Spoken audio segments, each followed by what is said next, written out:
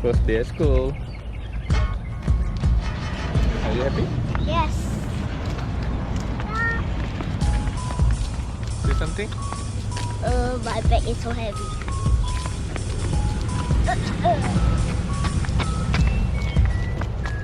Look.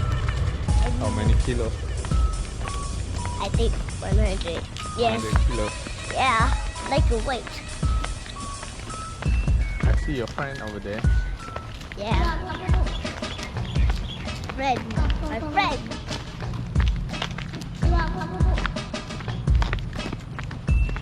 Are you afraid? No. Are you nervous? No. I already been to my... Motor. Oh, there's a motorbike. Nothing?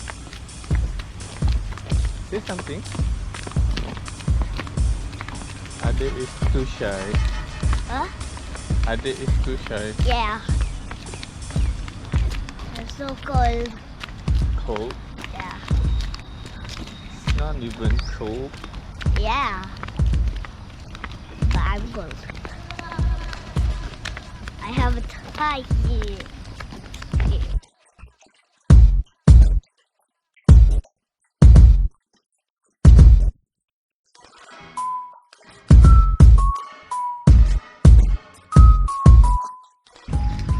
Jangan ambil dah. Ni. Dah.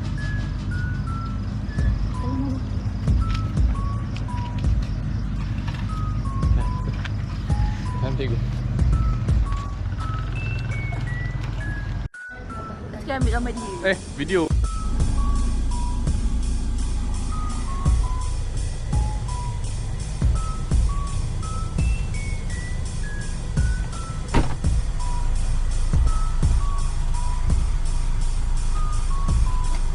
How was your day, bro? Good.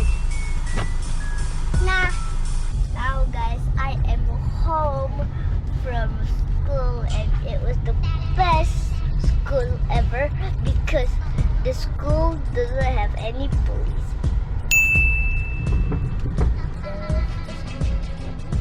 Today I'm gonna move a waffle mouth. And I make a smiley face, guys!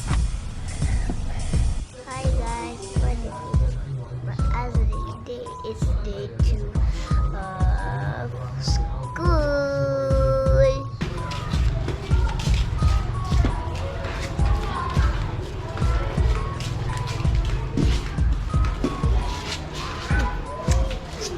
Okay, so kawan-kawan aja bye-bye.